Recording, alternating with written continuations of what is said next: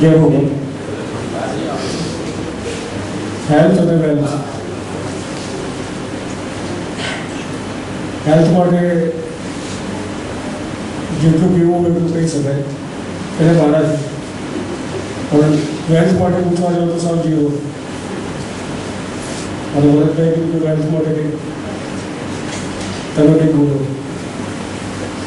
હું છું હેલ્થ માટે તો ઘણું બધું કહું છું, પણ વેલ્થ માટે કેવું તો શું કહેવાનું.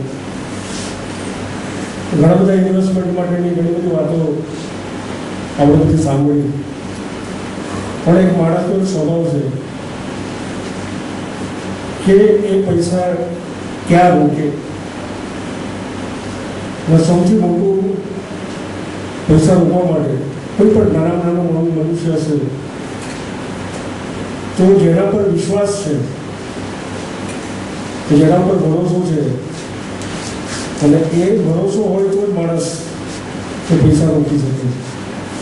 મને યાદ છે જ્યારે ઓર્બિટ ફાઇનાન્સનું ઉદ્ઘાટન મારા હાથે જ કરેલું ઓફિસ, ત્યારે મેં પોષણને પાસ કરેલું કે જો આ પૈસાનો આ બિઝનેસ છે, અને પૈસાના બિઝનેસમાં સૌથી વધારે કોઈ ઇમ્પોર્ટન્સ હોય એ લોકોનો ભરોસો છે, એ લોકોનો વિશ્વાસ છે. જ્યાં સુધી જરા પણ વિશ્વાસ જો ડગી ગયો મનુષ્યનો તો પછી ક્યારે પણ એ પૈસાની બાબતમાં તો ક્યારે પણ ભરોસો કરી જ નહીં શકે.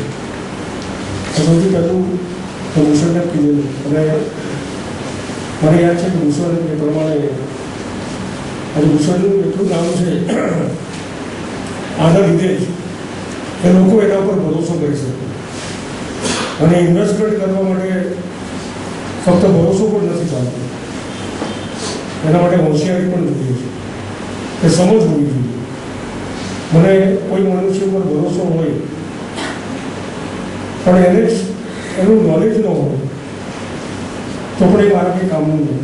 ભરોસો પાત્ર છે પણ એને નોલેજ નથી તો હું કંઈ ન કરી શકું. પણ ભૂષણમાં બે ચીજ છે, એક તો વિશ્વાસ પણ આપણે રાખી શકીએ અને એની સાથે સાથે હોશિયારી પણ. જોયું છે કે ધીરે ધીરે હું તો આજે 15 વર્ષથી પરિચયમાં છું. ત્યારે પ્રાઇમ બોર્ડ હતું ત્યારથી એ પછી પોતાની કંપની બનાવી અને એણે એટલું નોલેજ પ્રાપ્ત કર્યું છે. એને ઘણી વાર લોકો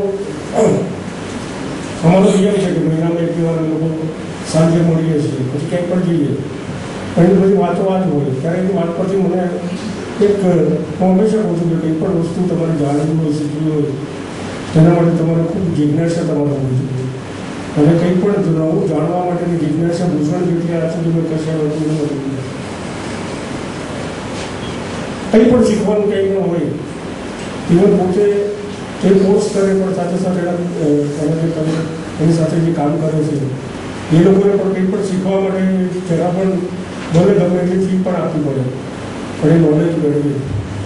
એટલે બંને ચીજ, એક તો નોલેજ અને ભરોસો, આ બંને ચીજ ભૂષણમાં મેળવી છે.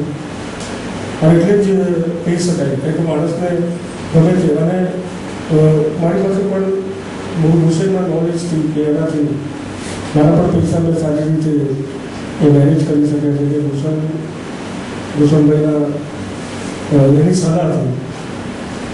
એટલે અને એના પાસેથી જ મેં જાણ્યું છે કે પૈસાનો તમારે જો ગ્રોથ કરવો, જો આપણે એ આપણો એક ધંધો હોય એ ધંધો છોડીને બીજામાં આપણે આગળ વધી ન શકીએ.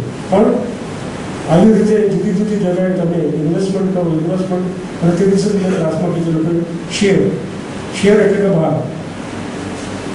આપણે ભાગીદાર બની શકીએ કોઈ પણ કંપનીમાં, તો કોઈ પણ કંપનીમાં આપણે ડાયરેક્ટ આપણે ભાગીદાર બનવા જઈએ તો રોજના રોજ આપણે એના ટચમાં રહી નથી શકતા.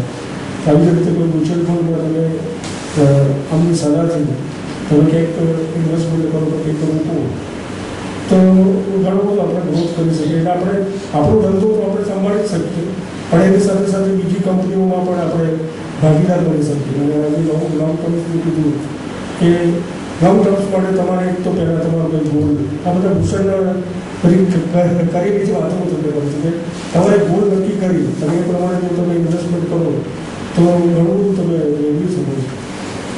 એટલે આપણા બહુ સ્પેસિફિક છે કે ભૂષણભાઈને ભરતભાઈ એ તો રોજ આપણી સાથે યોગ કરવા કાયમ યોગ આજે આટલા વર્ષોથી આવે છે અને દરેક મનુષ્ય એક તો નક્કી કરવાનું કે આપણે જે કંઈ કરતા હોય એનાથી અલગ ક્યાંક ઇન્વેસ્ટમેન્ટ કરી અને આપણે ઘણું બધું બીજું